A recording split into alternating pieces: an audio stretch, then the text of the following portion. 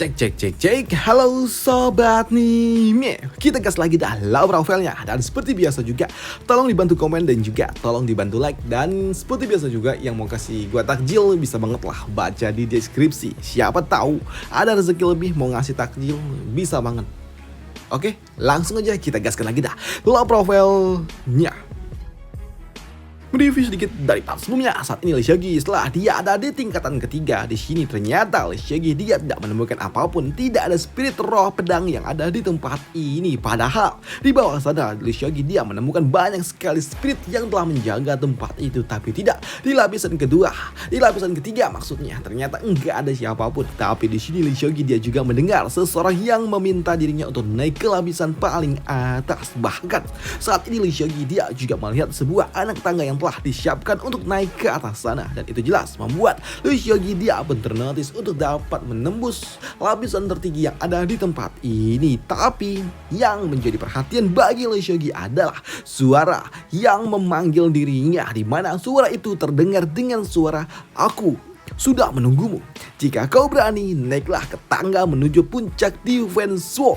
Ucap dari seseorang yang menotis bagi Lee Seok-gi. Dan untuk Lee Seok-gi dia melihat anak tangga yang memang telah disiapkan untuk dirinya.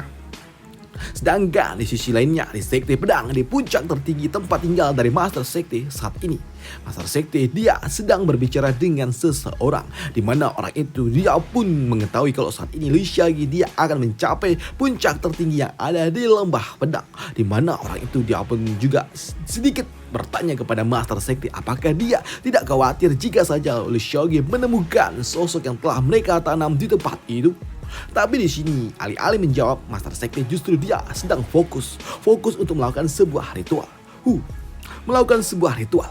Di sini ternyata ada sosok bayangan yang sedang berbicara dengan Master Sekte, di mana bayangan ini dia juga mengatakan kalau sejatinya mereka telah menggunakan sosok itu untuk berjaga di tempat itu. Dan jika saja Lee Seok-gi mencapai tempat itu dan mengacaukan segalanya, bukankah akan sedikit tertekan, ucap dari sosok bayangan itu. Tapi di sini untuk Master Sekte dia meminta kepada bayangan itu untuk diam tenang, karena dia saat ini sedang berada di fase-fase terakhir dalam hal melakukan kultivasi dan juga meditasi. Dan di sini Master Sekte ketika dia sedang melakukannya dan berada di tahapan akhir, dia pun juga akan mengeluarkan sesuatu, dan ternyata ada yang keluar dari dalam tubuh dari Master Sekte itu sendiri. Dan ternyata di sini Master Sekte dia pun memancarkan energi yang luar biasa dan memuncratkan sesuatu, dan dia bernafas lega. Akhirnya selesai juga. Setelah setengah tahun dalam pengasingan, pada akhirnya aku telah berhasil, ucap dari Master Sekte yang kini terlihat ada sosok makhluk aneh yang terlahir dari dalam sebuah kubangan yang telah dibangkitkan oleh Master Sekte, di mana Master Sekte dia membangkitkan sosok pria besar yang terlihat cukup tampan. Tapi di sini sosok pria itu dia juga bertanya tentang siapa dirinya. Dan kau siapa? Ucap dari pria ini, yang merupakan bagian hasil ciptaan dari Master Sekte. Dan untuk Master Sekte sendiri, ya yakin kalau Lee Seok-gi bakal menjadi santapan orang yang telah dia sisipkan di tempat itu. Sedangkan di sisi lainnya lagi, saat ini Bibi Ning dia pun ingin tahu bagaimana kondisi dari Lee Seok-gi, tapi kenapa nggak ada rasanya, tidak ada fluktuatif energi dari Lee Seok-gi. Ada apa? Pikir dari Bibi Ning. Dan di sini Bibi Ning dia juga memiliki sebuah firasat buruk tentang keponakannya itu. Tapi di sini untuk tante yang ada di sebelahnya, dia pun berpikir apakah jangan-jangan Lee Seok-gi dia sedang berbicara dengan para spirit roh yang ada di tempat itu, dan mereka sepertinya sedang terlibat dalam sebuah pembicaraan yang mendalam, ucap dari tante ini. Dan dia pun meminta kepada Bibi Ning untuk berhenti terlalu khawatir. Tapi untuk Bibi Ning, bagaimana mungkin dia tidak khawatir dengan Lee Seok-gi. Sedangkan untuk Lee Seok-gi sendiri saat ini dia pun menelusuri anak tangga itu. Dan setiap langkah Lee Seok-gi melewati anak tangga, dia pun mendengar suara saut-sautan yang terus aja berbunyi, di mana suara itu meminta untuk segera naik. Aku telah menunggumu untuk waktu yang lama. Jika kau berani, naiklah anak tangga dan masuki puncak pedang defense kami. Ucap dari seseorang yang terus aja itu terus yang didengarkan oleh Lee Seok-gi sepanjang perjalanan dan dia menuju puncak tertinggi. Dan di sini Lee Seok-gi dia agak sedikit kesal juga karena suara itu terlalu noisy, terlalu bising. Waduh, ribet banget. Itu terus yang diputar-putar yang membuat Shaggy apa ini? Suara ini pengulangan terus. Aduh, bahkan saat aku membalas dengan kata-kataku, orang itu tidak berhenti berbicara. Ini seperti kontaminasi mental, ucap dari Lee Seok-gi yang kesal juga karena terlalu bising. Begitu aku sampai ke puncak sana, langkah pertama yang harus aku lakukan adalah memberikan kau pelajaran. Ribut banget dah, ucap dari Lee Seok-gi. Dan ketika Lee Seok-gi telah mencapai puncak, dia pun meminta kepada orang itu untuk tutup mulut. Tutup mulutmu, aku sudah ada di sini, ucap dari Lee Seok-gi. Tapi di sini Lee Seok-gi dia pun ternotis dengan sosok yang dia lihat, karena ternyata saat ini Lee Seok-gi dia pun hanya melihat lautan air yang tidak berujung. Tapi di sini Lee Seok-gi dia juga melihat kalau ada sosok yang sedang duduk di ujung sana. Dan ternyata suara itu memang berasal dari sosok makhluk itu. Di sini sosok makhluk itu dia pun ternotis ketika dia mendengar ada seseorang yang datang. Dan itu membuatnya melirik ke arah Lee Seok-gi. Dan untuk Lee Seok-gi dia pun bertanya, "Hei, jadi apakah kau yang berbicara seperti itu?" Ucap dari Lee Seok-gi. Namun di sini Lee Seok-gi dia juga berpikir, apakah ini seorang manusia tapi bentuknya enggak seperti manusia? Apakah dia adalah roh ataupun spirit khusus tapi bentuknya aneh? Ucap dari Lee Seok-gi. Dan ternyata sosok yang ada di hadapan dari Lee Seok-gi adalah bentuk makhluk yang seperti ini, bulat, botak, dan memiliki taring. Waduh, dan cukup panjang dari setiap kuku-kuku yang dia miliki. Dan dia juga sungguh sangat senang ketika dia melihat Lee Seok-gi ada di depannya. Ya, hebat, akhirnya kau muncul. Aku hampir saja kebosanan di tempat ini, ucap dari makhluk aneh itu. Tapi untuk Lee Seok-gi dia pun bertanya, apakah sosok yang ada di depannya ini adalah roh tempat ini, spirit pedang? Tapi di sini untuk makhluk ini dia pun mengatakan kalau dia bukanlah dari spirit ataupun roh pedang, dan jika kau ingin bertemu dengan mereka, ayo ikutlah dengan diriku, aku bisa membawamu melihatnya, ucap dari makhluk ini yang kini dia pun masuk ke dalam air, mengajak Lee Seok-gi untuk membawanya. Tapi di sini untuk Lee Seok-gi yang melihat sikap konyol dan juga aneh yang ditunjukkan oleh orang itu membuatnya berpikir, orang ini sepertinya dia tidak waras, pikir dari Lee Seok-gi. Dan di sini Lee Seok-gi dia pun berpikir liar, apakah jangan-jangan orang itu hanya berpura-pura? Tapi di sini melihat Lee Seok-gi yang nggak mau masuk ke dalam air membuat makhluk ini pun muncul lagi. Dan dia pun bertanya, kenapa kau tidak mengikutiku? Apakah kau takut masuk ke dalam air? Ucap dari makhluk itu yang membuat kini Lee Seok-gi dia pun langsung menggunakan kekuatan spiritual air miliknya untuk membuat dirinya masuk ke dalam sana. Nah di sini Lee Seok-gi dia pun menyelam bersama dengan makhluk itu. Nah di sini Lee Seok-gi dia pun berpikir, jika saja makhluk ini bukanlah spirit, tapi apakah mungkin dia adalah pion yang telah ditanamkan oleh seseorang, pikir dari Lee Seok-gi. Tapi di sini tak lama setelahnya kini mereka pun tiba di tempat yang memang telah dituju, di mana si botak dia berujar, lihat, itu adalah spirit yang kau cari, ucap dari si botak ini yang menotis bagi Lee Seok-gi. Karena ketika Lee Seok-gi melihatnya, dia pun dapat melihat kalau ternyata saat ini banyak sekali item-item yang telah tersegel. Dan itu jelas membuatnya pun bertanya-tanya tentang apa yang sebenarnya terjadi. Ini bagaimana bisa ini terjadi? Ucap dari Lee Seok-gi. Karena menurut Aping sebelumnya, pedang yang ada di tempat ini adalah milik para Sovereign yang sebelumnya. Bahkan mereka telah mencapai rank 9.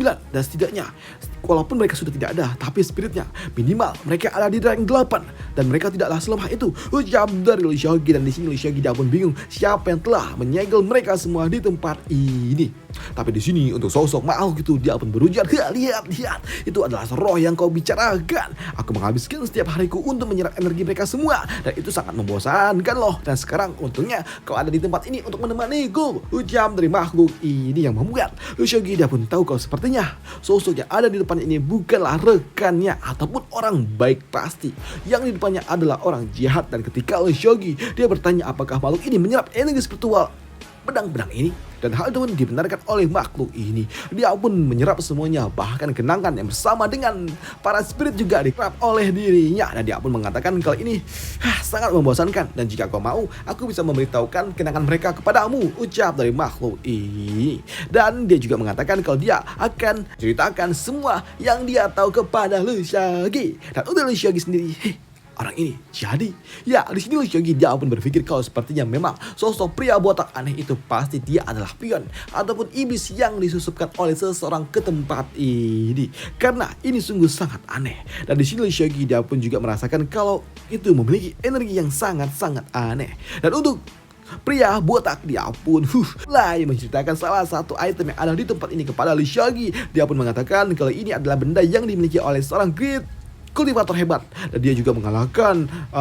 dulu masternya. Dia mengalahkan seorang kultivator iblis, tidak great monster lah yang ada di rank 9 loh. Bahkan masternya dia kalah ketika harus kelelahan membela rakyat dan berhasil mengalahkan 4 great kultivator loh level 9. Ucap dari si botak yang membuat kini salah satu spirit yang ada di tempat ini dia pun kesal dengan si botak ini yang menceritakan tentang masa lalunya. Apalagi energi spiritualnya juga telah diserap dan dia benar-benar meminta kepada si botak untuk menyelesaikan ini semua dan jangan menyiksanya lagi. Ucap dari spirit itu yang membuat Lee Seok-gi dia pun berpikir kalau sepertinya ini ada yang aneh.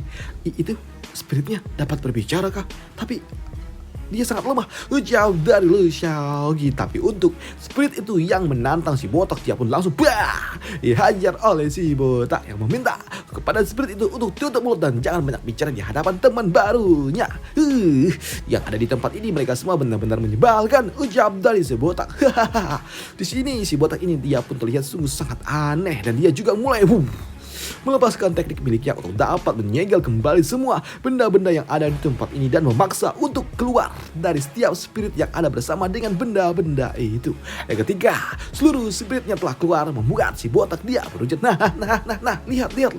Ini adalah spirit yang kau cari, ucap dari si botak itu. Dan di sini si botak dia juga akan menunjukkan kepada Lee Seok-gi bagaimana caranya dia menyerap energi spiritual yang dimiliki oleh para spirit-spirit itu. Dan benar saja kini ketika dia membuka mulutnya, dia pun mulai menarik energi spiritual yang ada bersama dengan para spirit-spirit itu. Dan di sini seluruh spirit itu pun kehilangan energi spiritual miliknya. Dan melihat itu semua membuat Lee Seok-gi dia pun tahu kalau sosok yang ada di depannya ini jelas bukanlah rekannya dan tahu kalau ini pasti adalah musuhnya. Dan di sini Lee Seok-gi dia pun meminta kepada makhluk itu untuk berhenti melakukan hal yang tidak berguna seperti itu. Aku bukanlah temanmu dan berhentilah melakukan hal seperti itu karena sejatinya aku adalah Israel, ucap dari Lee Seok-gi sang pencabut. Waduh. Dan di sini melihat Lee Seok-gi mengatakan kalau dia bukanlah temannya, membuat si botak dia pun bingung. Jadi kau bukan temanku kah? Aku padahal bisa loh membagikan energi spiritual ini untuk dirimu. Kau jadi ingin mengalahkanku kah? Ucap dari si botak. Dan untuk Lee Seok-gi, ya, sejatinya spirit yang ada di tempat ini adalah para pahlawan yang telah mengorbankan segalanya untuk melindungi Kingzo. Kan mereka juga melakukannya untuk dunia ini, namun kau malah menggunakan jiwa mereka sebagai mainan. Bahkan kau menyerapnya dan kau benar-benar pantas dihukum, ucap dari Lee Seok-gi yang membuat si botak dia pun bingung. Oh, benarkah? Jadi itu yang membuat kau marah? Kalau begitu, aku tidak bisa mengundangmu untuk menyerap energi mereka lagi dong, ucap dari si botak ini. Tapi di sini si botak tiba-tiba aja dia pun tersenyum dan dia pun tahu kalau sepertinya Lee Seok-gi adalah lawan yang maka adalah di sini kau tidak bisa tinggal untuk menemaniku, ucap dari si botak yang tiba-tiba aja ekspresinya berubah dan dia juga mulai memancarkan energi jihad bersama dengan dirinya. Dan ternyata energi jahat miliknya untuk dapat menyerap kekuatan yang berasal dari para spirit yang ada di tempat ini. Dan melihat spirit itu lagi-lagi akan diserap kekuatannya oleh si botak, membuat Lee Seok-gi tidak mungkin dapat membiarkannya begitu saja. Dan di sini Lee Seok-gi dia melepaskan bilahnya untuk dapat menghentikan si botak itu dengan cara melepaskan teknik yang terlihat seperti Black Dragon miliknya untuk menghentikan si botak. Tapi untuk si botak, alih-alih takut justru dia pun merasa kalau ini adalah sebuah hiburan. Seru, ini seru, ucap dari si botak yang sungguh sangat senang. Serangan yang diberikan oleh Lee Seok-gi sungguh sangat kuat.